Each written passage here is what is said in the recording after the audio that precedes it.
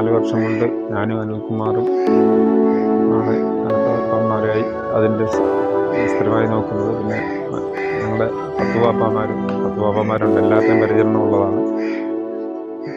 പെട്ടെന്നാണ് ഇങ്ങനൊരു വൈറസ് രോഗം വന്ന് അതിനെ ചെയ്യാൻ കാരണം. ഇത് മറ്റ് കാരണങ്ങൾ മാത്രം പോസ്റ്റ്മോർട്ടമൊക്കെ കഴിഞ്ഞ് റിപ്പോർട്ട് കിട്ടിക്കഴിഞ്ഞ് അറിയത്തുള്ളൂ എന്തൊക്കെ കുഴപ്പങ്ങളുണ്ടായിരുന്നു. ചെയ്യപ്പൻ നല്ലൊരു കുട്ടിയാനായിരുന്നു. നമ്മൾ പല പ്രാവശ്യം എല്ലാവരും വീഡിയോ ഒക്കെ ചെയ്തിട്ടുള്ളതാണ്. നല്ലൊരു കുട്ടിയായിരുന്നു. പക്ഷേ ഇങ്ങനെ ഈ വൈറസ് രോഗം, ഹെർപ്പിസ് വൈറസ് എന്ന് പറഞ്ഞാൽ ഭയങ്കര മാരകമായ ഒരു രോഗമാണ്.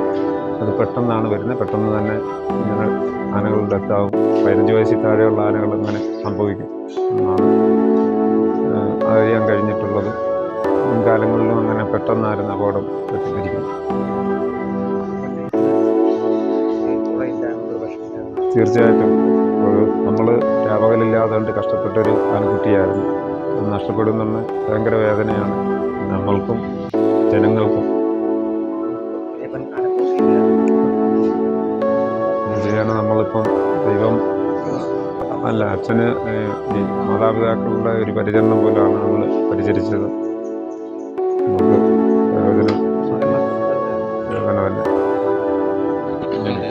ഈ ഹെർപ്പിസ് വൈറസ് ഇപ്പം നമ്മൾ നിലവിൽ 2-3 ആന ഇപ്പം ചരിഞ്ഞത് പെട്ടെന്നുള്ള ഒരു ഇതാണ്. പെട്ടെന്നതിൻ്റെ ഒരു നിറ വ്യത്യാസം വരികയും നമ്മൾ അതിന് മുൻപ് അതൊരു പ്രകടിപ്പിക്കത്തില്ല, അതാണ് കണ്ടുവരുന്നത്. അതാണ് ഡോക്ടർ വന്ന് അത് ഫോട്ടോ അയച്ച് അന്നേരം തന്നെ കൊടുത്തു. ഡോക്ടർ അന്നേരം ഉടനെ തന്നെ എത്തി. പിന്നതാണെന്ന് പിന്നെയും വിദഗ്ധ ഡോക്ടർമാരാണ് പോസ്റ്റ്മോർട്ടം ചെയ്യുന്നത്. ബാക്കിയുള്ള വിവരങ്ങൾ അറിയാം. പിന്നെ കാട്ടിൽ നിന്ന് ആന ഗ്രൂപ്പ് ഉപേക്ഷിക്കുന്ന ഏറ്റവും മോശപ്പെട്ട കുട്ടിയായിരിക്കും. അത് നമുക്ക് 1 വർഷം നിന്നതുണ്ട്, 6 മാസം നിന്നതുണ്ട്, ഒരാഴ്ച നിന്നതുണ്ട്. ഇത് നമ്മളുടെ പരിചരണത്തിൽ 5 വർഷം 4.5 വർഷം നിന്ന ഒരു കുട്ടിയാണ്. പെട്ടെന്ന് ഇങ്ങനൊരു വൈറസ് രോഗം കടന്നു പിടിക്കുമെന്ന് ഞങ്ങളാരും പ്രതീക്ഷിച്ചില്ല. പാപ്പാന്മാരും പ്രതീക്ഷിച്ചില്ല, ഡോക്ടറും പ്രതീക്ഷിച്ചില്ല. പെട്ടെന്നുള്ള ഒരു ആഘാതമാണ്, അത് നമുക്ക് താങ്ങാൻ പറ്റത്തില്ല.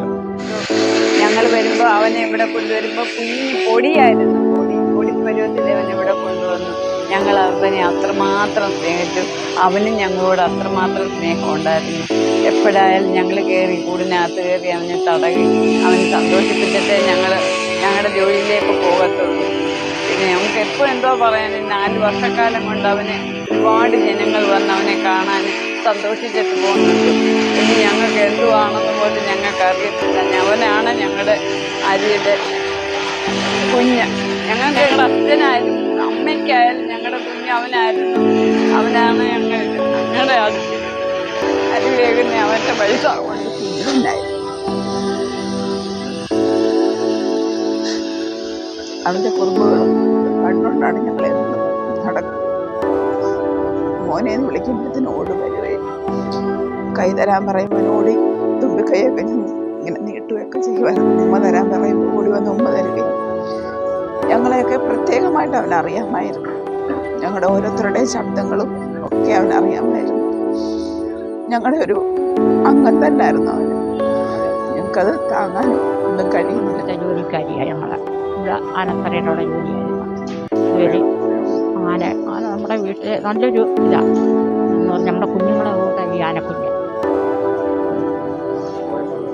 പിന്നെ ഭയങ്കര ഒരു ഇതായിപ്പോയി. നമ്മുടെ വീട്ടിൽ ഒരാൾ പോകുന്നത് പോലെ